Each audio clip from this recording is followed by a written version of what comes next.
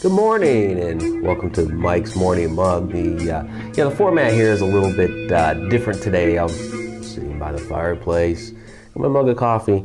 It's pre-recorded, so we'll get back to the ones where I'm kind of driving along and just talking and rambling on about whatever. I know these last couple have been a little bit different, but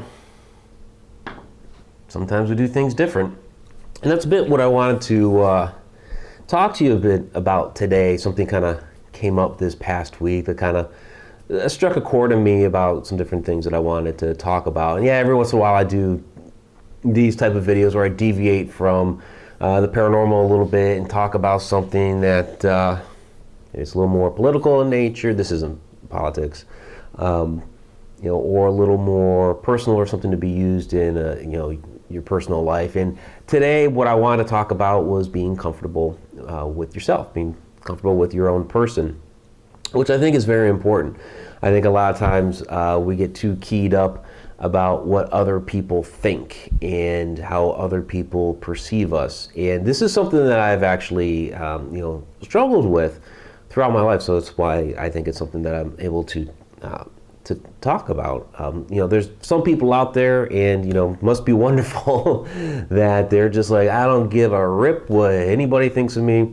I'm doing my own thing, and they quite comfortable just doing whatever, and that's fantastic. In a lot of ways I wish I was more like that, but it's actually been a ongoing process for me to get there. And I know there are a lot of other people out there that struggle with that sort of thing.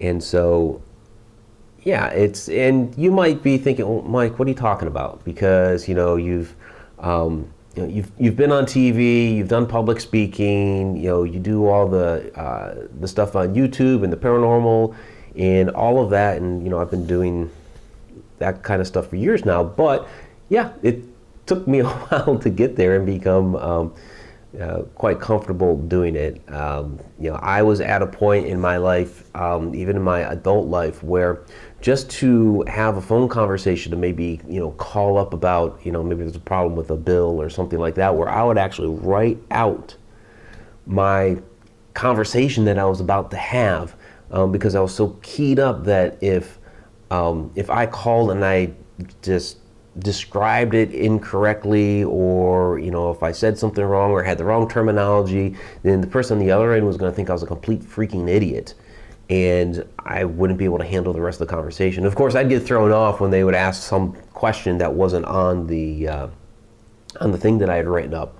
So come a long way since then. I don't have to do those things anymore, but I was at a point where I was doing that because I was just not comfortable just being myself, whether it was talking on the phone, talking with another person. Like if I had to, go into a bank or something, or deal with, the auto mechanic or whatever, I would be, on edge about, how this person may be perceiving me. I was completely uncomfortable with everything that I did.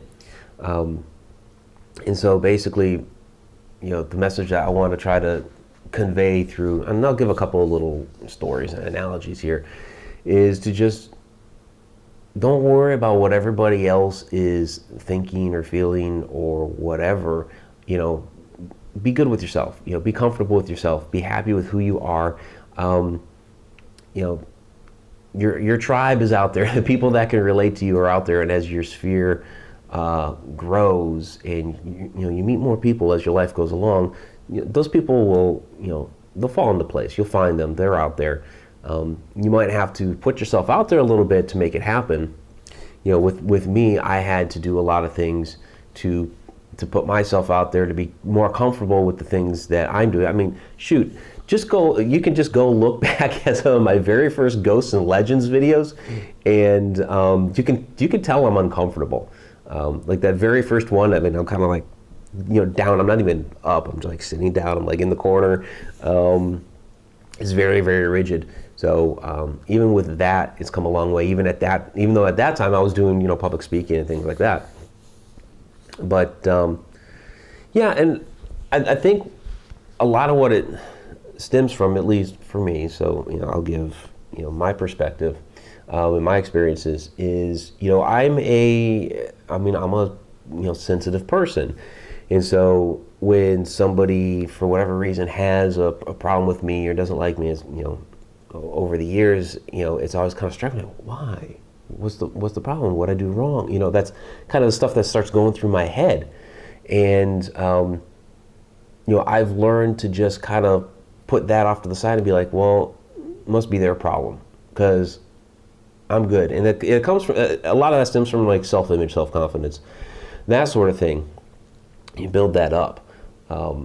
So when you have a good, self-image of yourself, when somebody else has a problem with you, it's their problem. I don't, whatever, you keep your problem over there. I don't know why you have a problem with me, but whatever, that's your issue. But being sensitive isn't a bad thing. There's a lot of good that comes out of being a sensitive person. You care about other people, you care about animals, you care about nature, the environment. You all know that I love history and where we've come from, so I'm cognizant of even people that have passed on and remembering those people. Being sensitive to historical places and being able to treasure those sorts of things. So there's a lot of good things that come out of being sensitive.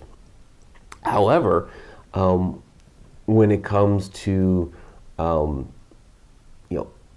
negative people and negative circumstances, it just means that you have to be a little bit stronger in those type of circumstances because they can affect you greater. And so there's a lot of developing a bit more strength, a bit more of a harder exterior because you have a real soft core. So that's kind of like the best way I could put it. You have a real soft core, so you need to kind of learn to develop a harder exterior against those negative forces. If you kind of understand what I'm saying. So it took me a long time to get there. I'm not just blowing all this smoke out of my butt. Because I know that a lot of people will perceive me as like, well, you're here. Well, yeah, this is where I am now. But the road to get there took a while. And as an example, and this may sound a little bit silly, but I'm going to go there. As an example, I'll go with my hair. I'm actually, and it's still something that I work on is the hair. And you're probably like scratching your head like, you have good hair. Yes, I do. I do have good hair. Thank you. It took a while to get there, and it's it's an unmanageable lot. If you ever see me in the morning, and so that means 99.99% of you will never see me like this. It's all over the place. It's very thick hair. It's quite unmanageable, so I have to do a lot to get it to where it's at. It took a long time to train it, but it's all over the place in the morning. It's kind of crazy. But aside from that, when I was in 6th grade, what I was trying to do with my hair at that time was I was trying to part it down the middle and feather it out to the side. Well, like I said, my hair is unmanageable and it takes a long time to train. So it wasn't working out right. So I had the part down the middle. That wasn't really a problem, but the feathering to the side wasn't working out. And so the other kids let me know this pretty harshly. Basically, I was being teased and ridiculed and bashed with like chanting on the bus and all this other garbage as being Waldo from the Van Halen video Hot for Teacher. So this predated the whole Where's Waldo thing. And if for those of you that remember the video at all, he was the nerdy kid that was basically ostracized from the rest of the class. And at the end of the video, nobody knows what happened to Waldo. But I would come home crying many days because of all the bashing that I was taking for my hair. And my clothes would be ridiculed a little bit too. because I wasn't always wearing the cool stuff. It's like, even though, I'm like, okay, I also like Motley Crue. Hey, I've, been doing stuff like playing baseball and football with you guys for years, and I'm just as good, if not better than most of you. It didn't matter. I just, at 12 years old, we're all worried about, image and everything. And so, yeah, I was being bashed relentlessly for my hair. Even people that, had been, considered my best friends, kind of turned on me, which is really sad. It's one of those times where it's like you find out who your real friends are. And, there were, as I end up saying, almost everybody bashed me for this. Not everybody. I found out who my real friends were during that period of time. So yeah, it was really harsh. And I would come home crying over this stuff. And so I became extremely, extremely sensitive over what my hair looked like. My mother kind of saved me a little bit in that after several months of this, she didn't want to see me coming home crying anymore. So one day at the barber, she kind of whispers to him, do something a little different with his hair. And so he actually made it, however the heck he cut it, he basically created this like natural spike down the middle. So it was like completely different from what I had been doing. It's like, people would start asking me, so are you using gel or mousse or, what's the deal? I was like, no, it's just I wash it and spike goes up. So that was like almost the last maybe month and a half of that school year, and then it grew out a little bit and the spike went away. And I completed the last few weeks with so I just left it straight. Yeah, so then it was later on that I just started learning to, train it better and all that. But I became very, very sensitive about the hair. What I started doing in 7th grade was basically, I was trying to train it I still wanted to do the same thing. Part down the middle, feather out to the side.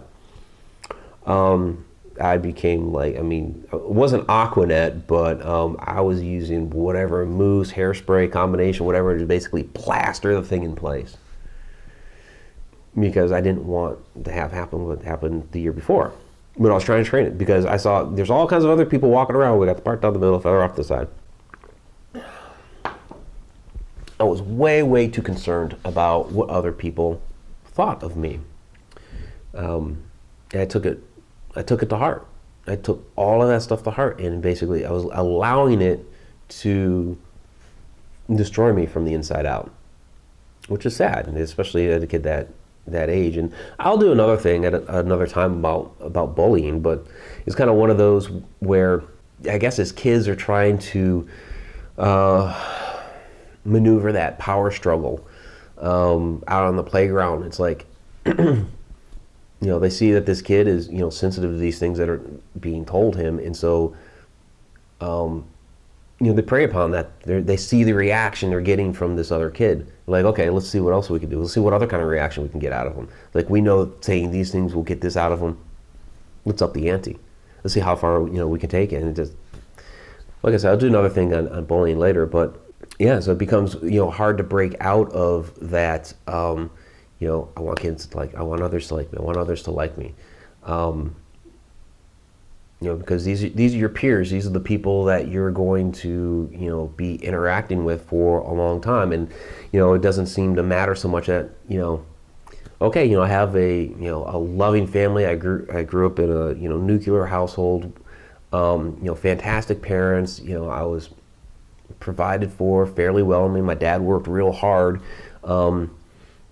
just middle class family, and my mother provided a great home life. So it's not like there was anything bad going there. It was all like school related stuff. I wanted so bad for those other kids to like me, and it took me a long time to realize that it didn't matter what they thought. I look back now and it's like, where are they? Where are they? Those kids that picked on me, most of them, I have no idea where they are. Even with Facebook and all that, and I've connected with a lot of people from back then. Some of them, I have no idea. I don't know. and they're not in my everyday life now anyway. So in the long run, it doesn't matter. It took me a long time to figure out that, even if I got their approval, that it just wouldn't mean as much. If you have to convince somebody to like you, you may as well just walk away. You may as well just walk away right then, because it's not real. You shouldn't it's almost like, trying to buy somebody's affection. You can't buy love. You can't buy affection.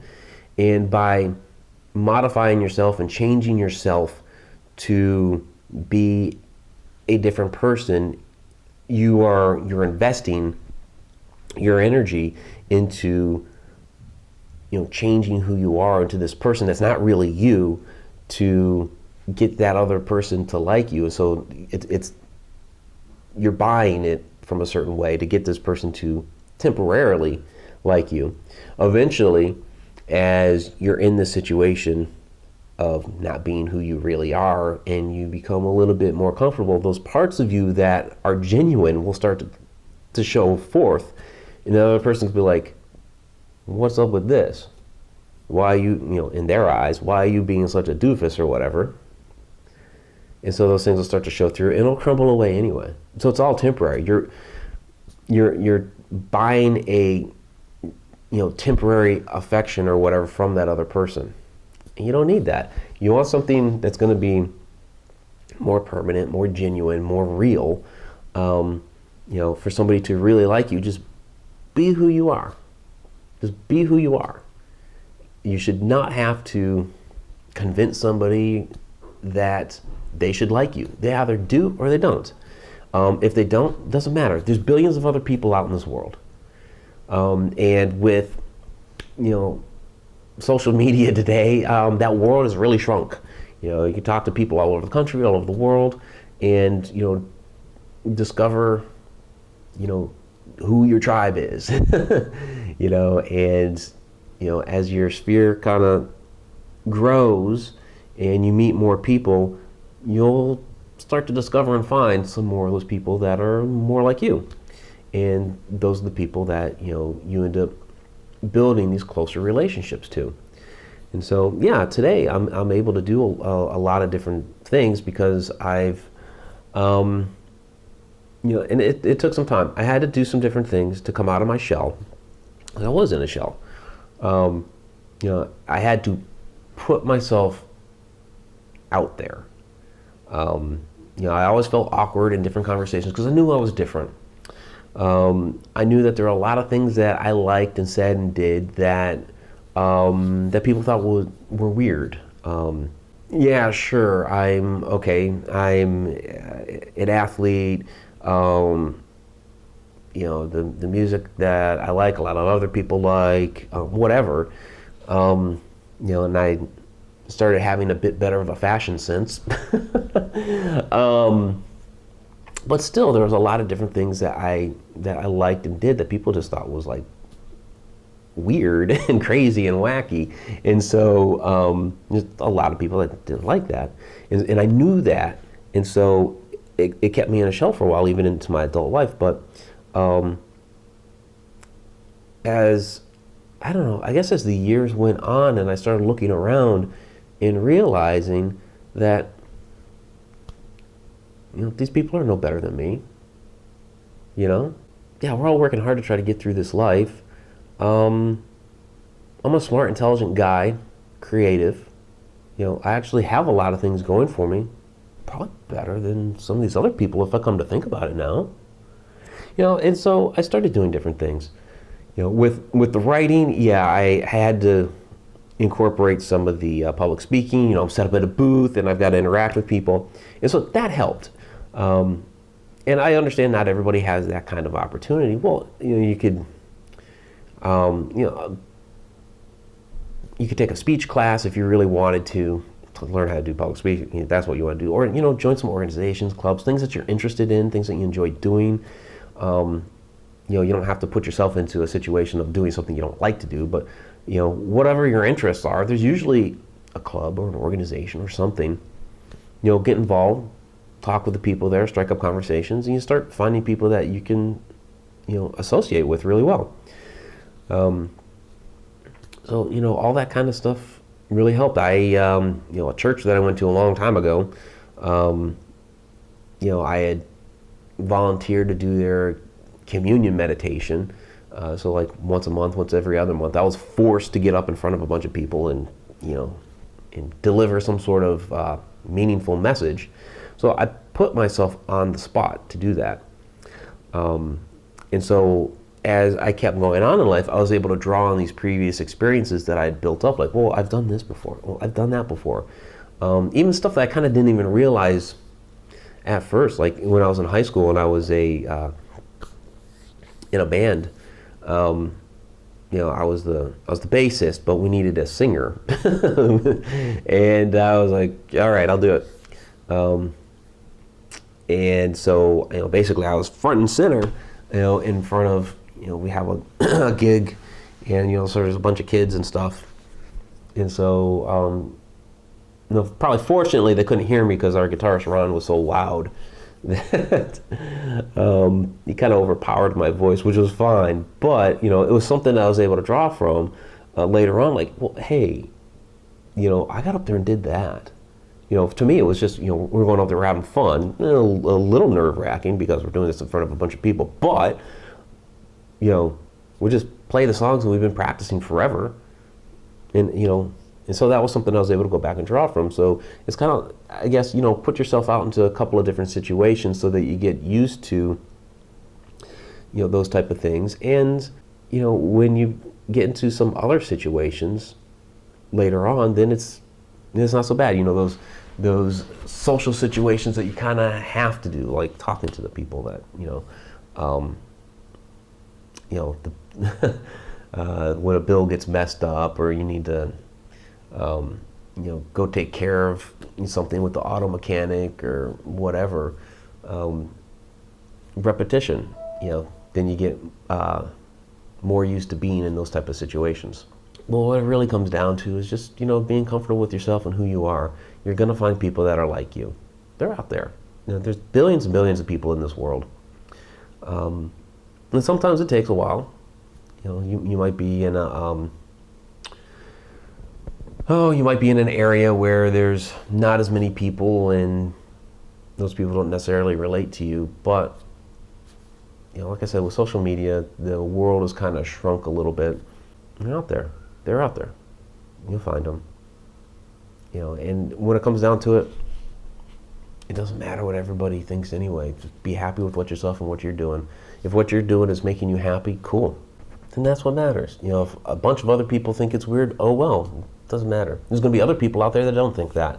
It really doesn't matter what all of those other people think. You be comfortable with yourself. And when you become more comfortable with yourself and with who you are and not worrying about what everybody else thinks, then a wonderful thing happens in which all these different social situations in which you were all keyed up about before, we're not keyed up about them anymore. Now you're able to just walk in someplace and it doesn't matter what the heck they think.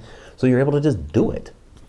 You don't care what the person on the other end of the phone thinks, so you're able to just make the call and do it. It's kind of interesting. Once you start not caring what everybody else thinks and you're just comfortable with yourself and with who you are, it makes all of those situations a lot easier to handle. So that's all I got. I hope this helps somebody.